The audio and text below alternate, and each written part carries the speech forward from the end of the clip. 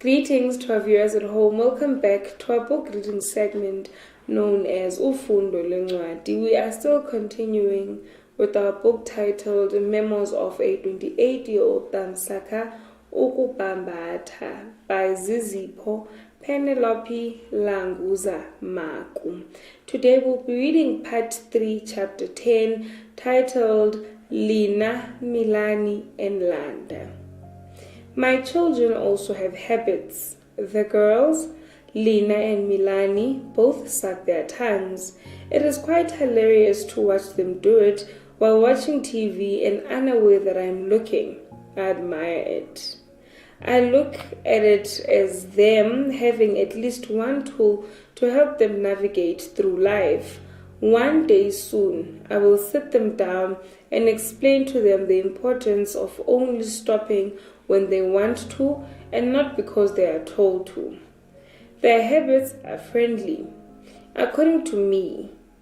Friendly because they have little to no visible side effects. Lina. I had babysat my younger cousins and nephew and other babies in my neighborhood before having my children. I knew the risk and consequences that came with pulling out a bottle from the mouth of a hungry and determined infant. I have pulled bottles out before. I had my reasons for doing it, but I knew what happens or what should happen when you pull the bottle out at the wrong time, and any time is the wrong time when the baby is hungry. The baby would likely scream and turn red and cry out of anger because you are ruining the moment. When I became a mom, I already knew that this was a no-go zone. Never pull the bottle out. But again, there have been times when I had no choice, such as when I was cooking and feeding the baby at the same time, and the pots started burning in the kitchen. So I would need to put the baby down and quickly attend to the pots. This is what my life was like as a mom. Not that I'm no longer a mom now, but I'm no longer a give the baby the bottle and cook at the same time mom. One day, it just so happened that I was cooking and feeding Lina at the same time and the pots started burning.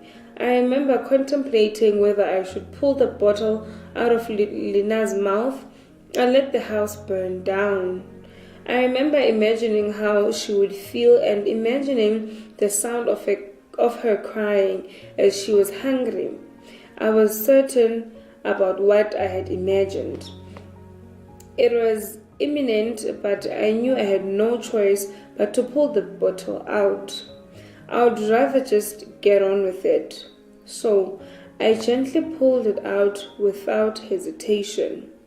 I put the bottle down and walked away from the lounge to deal with the pots, and there was silence. I paused halfway to the kitchen and knitted my eyebrows in confusion. For a moment, I felt like I was dreaming, and that moment was not real. I remember asking myself, what is going on? What day is it today? Where am I? What is happening? Did this baby not cry? Lina decided not to cry. I walked back to check if she was okay. Mind you, the pots were still burning, but I needed to know that she was okay and alive. Even though I had been away for a second, I could not fathom why she would not cry. I approached her, and to my surprise, she had her thumb in her mouth and was completely calm.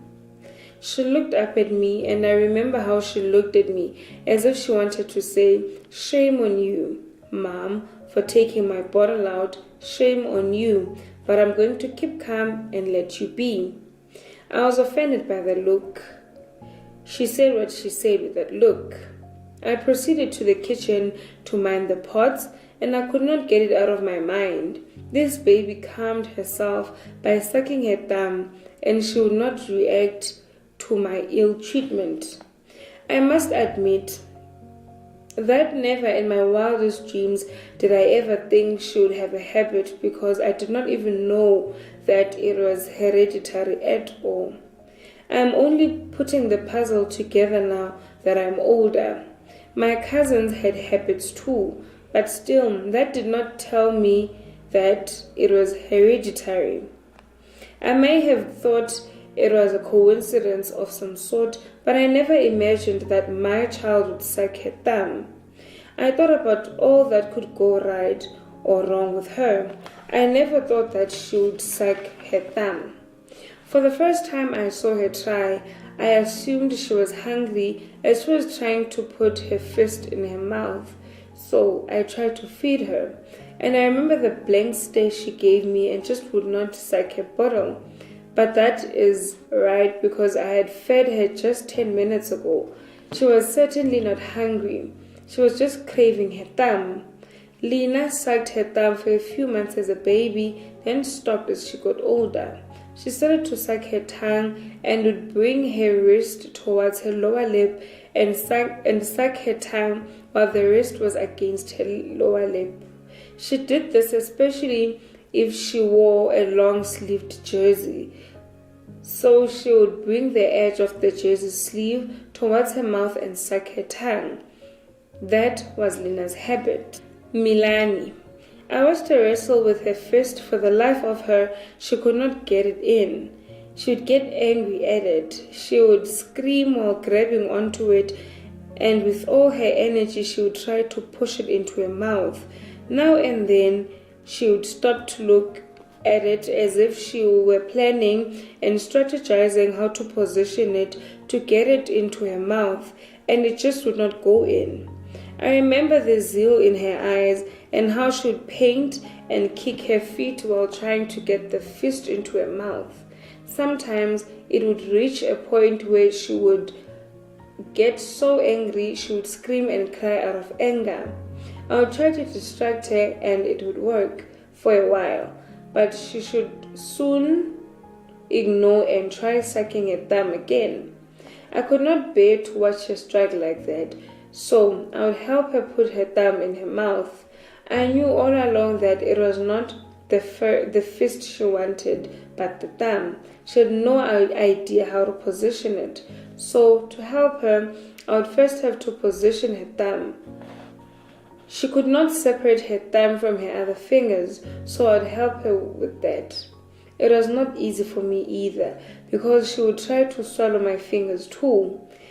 I would separate her thumb from her fist, then put it into her mouth, and I would have to hold it, because whenever I would let go, her thumb would come out, and the struggle would begin all over again. So I would stop everything and dedicate myself to holding her fist for as long and as gently as possible, so that she could have her thumb in her mouth. And if she wanted it out, she would not have to struggle. I was not teaching her, I was helping her do what she wanted to do.